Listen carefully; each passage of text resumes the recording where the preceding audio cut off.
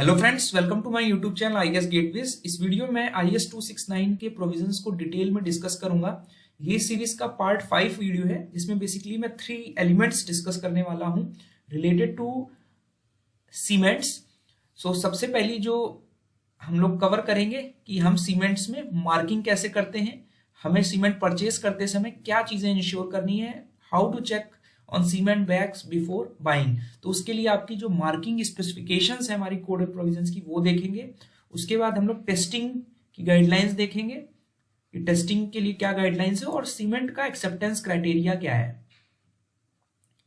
ठीक है, तो ये प्राइमरली 3 चीजें हम लोग कवर करने वाले हैं। So let's start. सबसे पहले हम आते हैं कि जो सीमेंट हमारे बैग्स हैं, जब आप उन्हें परचेज कर रहे हो तो आपको क्वालिटी इंश्योर करने के लिए कि कहीं जो आपका मैन्युफैक्चरर है वो कहीं डुप्लीकेट प्रोडक्ट तो नहीं दे रहा है, कहीं अडल्ट्रेटेड सीमेंट तो नहीं दे रहा है। तो इस चीज को इंश्योर करने के लिए हमारे पास आईएएस 269 की मार्किंग गाइडलाइंस हैं। वो आपको इंश्योर करनी है कि जब आप बैग परचेज कर रहे हो या वो चीजें आपके उस बैग में मार्क्ड होनी चाहिए। तो सबसे पहली रिक्वायरमेंट है मार्किंग की कि जो मार्किंग होनी चाहिए, it should be visible, it should B legible. ये 3 वर्ड्स आप पढ़ेंगे जब कभी भी मार्किंग के रिलेटेड प्रोविजंस आप जाएंगे। ठीक है, विजिबल होना चाहिए। ठीक है, दूसरा लेजिबल होना चाहिए। लेजिबल का मतलब है कि वो रीडेबल होना चाहिए, क्लियर एंड रीडेबल होना चाहिए। तो ये पर्सन टू पर्सन वेरी करेगा। इस वजह से जो हमारे मिनिमम साइज ऑफ लिखने के सिंबल्स हैं, ठीक है, मार्किंग के साइंस के साइजेस हैं, वो सारे हमारे स्टैंडर्डाइज किए गए हैं। तो इसके लिए आपको मार्किंग के लिए हमारा एक कोड है, ठीक है, वो भी मैं आपको बताऊंगा। और एक इनडेलिजिबल का मतलब ये है कि अगर आपने एक बार लिख दिया तो जनरली नॉर्मल सर्कमस्टेंसेस में it is not possible to remove the marking. आप नॉर्मल प्रोसेस में उसको रिमूव नहीं कर सकते हो। इसके लिए हमारा यूरोपियन कोड ने एक रब टेस्ट करने का प्रोविजन रखा हुआ है, जिसमें बेसिकली आप वाटर या पेट्रोलियम स्पिरिट का यूज करते हो। ठीक है, ये देखते हैं कि जो आपने लिखा है सीमेंट बैग्स पे वो रिमूव तो नहीं हो जा रहा है। तो अभी हम उस पर डिटेल पे नहीं जा रहे हैं। तो ये 3 वर्ड्स आपको ध्यान रखने हैं, विजिबल होनी चाहिए मार्किंग, लेजिबल होनी चाहिए और इंटेलिजिबल होनी चाहिए। तो जो पॉइंट्स आपको ध्यान रखने हैं जब आपने सीमेंट बैग्स खरीदे, तो वो मैं आपको एक एग्जाम्पल लेके समझा देता हूँ कि आपको यहाँ पर एक अंबुजा सीमेंट का 50 kg का एक सीमेंट बैग मान लो सपोज खरीदना है, तो आपको क्या क्या चीजें उसमें देखनी है वो मैं आपको एक्सप्लेन करता हूं। सबसे पहला जो पॉइंट है कि आपको देखना है कि जो मैन्युफैक्चरर का नाम है, यानी जिसने सीमेंट को मैन्युफैक्चर किया है फैक्ट्री में, उसका नाम उस पर प्रॉपरली होना चाहिए और उसका रजिस्टर्ड ट्रेडमार्क होना चाहिए। ठीक है, अगर ये चीज प्रॉपरली प्रिंटेड नहीं है या स्पेलिंग मिस्टेक है तो ये हो सकता है कि जो आपका सीमेंट बैग है वो डुप्लीकेट वर्जन का हो। तो आप यहाँ पर देख पा रहे हैं अंबुजा सीमेंट्स लिमिटेड, यहाँ पे कैपिटल में लिखा हुआ है and it is the authentic name of the manufacturer. ठीक है, ये चीज इंश्योर करनी है। उसके बाद आपका सेकेंड आइटम है कि जो आईएसआई मार्क है it should be printed on the cement bags in black colour. यहाँ पे आपको रेड से दिख रहा है but it should B black colour.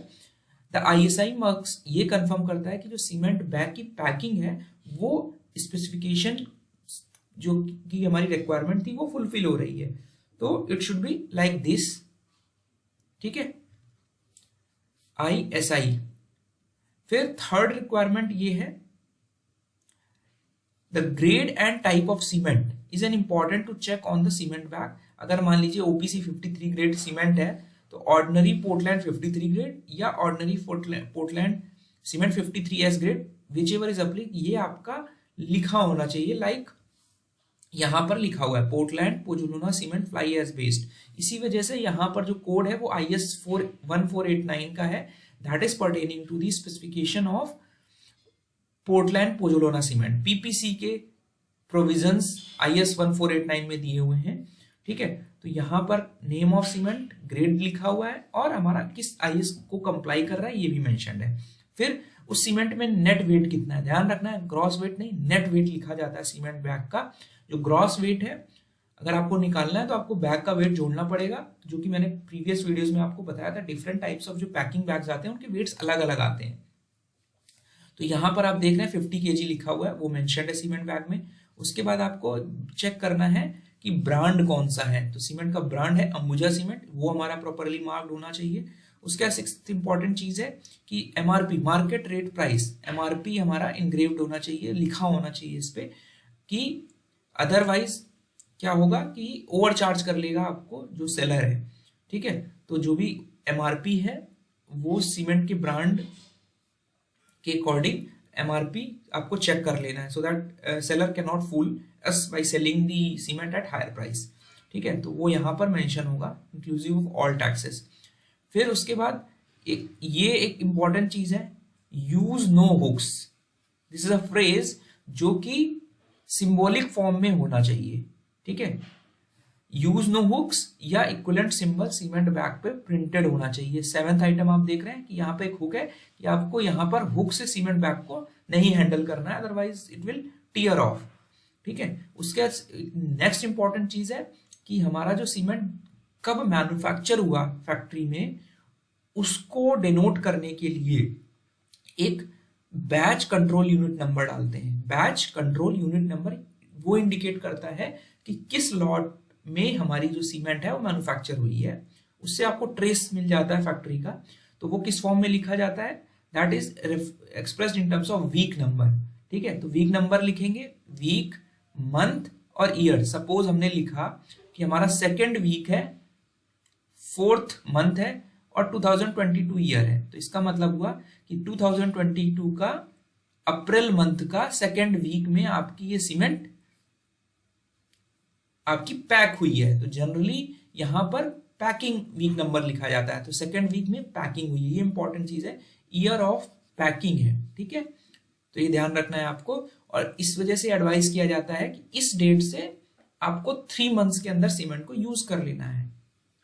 ठीक है, तो बेसिकली जो सीमेंट है उसकी क्वालिटी हम 3 महीने तक सर्टेन मानते हैं, अगर उसके बाद आपको यूज करना है तो it has to be retested as per standard guidelines, जो कि हम फर्दर डिस्कस करेंगे। फिर उसके बाद 9th आइटम है कि हमारा एड्रेस पड़ा होना चाहिए मैन्युफैक्चरर का। ठीक है, कि अगर फ्यूचर इंक्वायरी आपको करनी है तो you can contact the seller, manufacturer sorry. फिर 10th आइटम हमारा क्या है कि अगर हमारा परफॉर्मेंस इंप्रूवर, सभी मैं आपको बता दूंगा किस टाइप के परफॉर्मेंस इंप्रूवर हमारे यूज किए जाते हैं, तो वो उसका टाइप और परसेंटेज भी आपको सीमेंट बैग में मेंशन करना है, ये हमारा कोड कहता है। अब अगर हम कोड की गाइडलाइंस पर जाएं IS 269 की, तो यहाँ पर आप देखेंगे कि यहाँ पर क्लॉज 11.1 जो है वो मार्किंग गाइडलाइंस डील करता है। इसमें कहा गया कि सीमेंट हमारे बैग्स में पैक हो रहे हैं या ड्रम्स में पैक हो रहे हैं। तो जो बैग है उसमें हमारी क्या क्या चीजें होनी चाहिए, मैन्युफैक्चरर का नाम, उसका registered trademark, name and designation of ordinary Portland cement as applicable, net quantity KG में होनी चाहिए। ध्यान रखना है कि सीमेंट की जो क्वांटिटी है वो केजी में होनी चाहिए, ऐसा नहीं कि आप टन या क्विंटल में लिख रखे हो, तो इट डज नॉट असर्टेन कि वो हमारी स्टैंडर्ड सीमेंट बैग की पैकिंग है। ठीक है, the words no use no hooks on the bag, कहीं कहीं पर ये use no hooks word use करते हैं, कहीं पर पिक्टोरियली इसको लिख देते हैं। ठीक है, उसके बाद बैच कंट्रोल यूनिट नंबर आपको मैंने बताया, वीक, मंथ और ईयर ऑफ पैकिंग, ध्यान रखना है पैकिंग है। बेस्ट बिफोर डेट, ये एक इंपॉर्टेंट चीज है, बेस्ट बिफोर डेट जो है ये भी आपको मेंशन करनी है as per recent provisions of IS 269, जो कि हमारा 2015 में गाइडलाइंस आई हैं। ठीक है, तो मतलब बेस्ट बिफोर डेट भी आपको मेंशन करनी है, जो कि हमारी 3 month from the date of packing होगी। डेट ऑफ पैकिंग क्या होगी, जो वीक नंबर होगा पैकिंग का। Need for testing of cement more than 3 months old to check conformity before its use, ये भी मेंशन करना है आपको कि अगर 3 मंथ से ज्यादा आपको हो गए हैं तो आपको रीटेस्ट करना है यूज करने से पहले। एड्रेस ऑफ मैन्युफैक्चरर होना चाहिए। ठीक है, उसके बाद आपका कि परफॉर्मेंस इंप्रूवर्स जो आपने ऐड किए हैं सीमेंट में, उनकी क्वांटिटी और टाइप। ठीक है, अगर मान लीजिए आपने फ्लाई ऐश यूज किया एज अ परफॉर्मेंस इंप्रूवर, तो इट शुड बी मेंशन कि it is a fly ash and it percentage used is 2% in the cement. ठीक है, सिमिलर इंफॉर्मेशन हमारी डिलीवरी एडवाइसेस में आपको प्रोवाइड करनी है, जो आप डिलीवरी के साथ मतलब शिपमेंट के साथ कस्टमर को दे रहे हो। ठीक है, इसके बाद एक इंपॉर्टेंट चीज आती है, एक स्टैंडर्ड मार्क का प्रोविजन है। अगर सीमेंट बैग में इन चीजों के अलावा एक स्टैंडर्ड मार्क सीमेंट बैग में है, जो कि एक लाइसेंस के तहत इशू होता है हमारा ब्यूरो ऑफ इंडियन स्टैंडर्ड के थ्रू।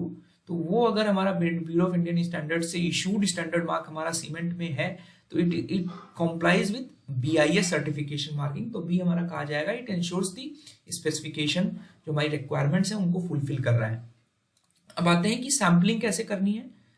ठीक है, तो सैम्पलिंग के लिए दो चीजें हैं कि सैंपल आपको जब टेस्टिंग के लिए लेना है, ठीक है, तो परचेजर जो खरीदने वाला है वो ले सकता है सैंपल, या एनी पर्सन जो काम को सुपरवाइज करने के लिए ऑथराइज किया गया है, ठीक है, वो सैंपल ले लेगा। और सैंपल कब लेना है? जब डिलीवरी हो जा रही है तो उसके विद इन 3 वीक्स। ठीक है, ये इंपॉर्टेंट चीज है कि डिलीवरी डेट से 3 वीक्स के अंदर आपको सीमेंट टेस्टिंग के लिए सैंपल उठाना है, सैंपल लेना है जो आपका लॉट डिलीवर हुआ है, और विद इन +1 वीक, 1 वीक के अंदर उसकी टेस्टिंग हो जानी है। ये इंपॉर्टेंट चीज है। अगर किसी भी कारण से, किसी भी रीजन से if the testing can not be done within a week, तो फिर आपको क्या करना है? It has to be properly packed and stored in airtight container.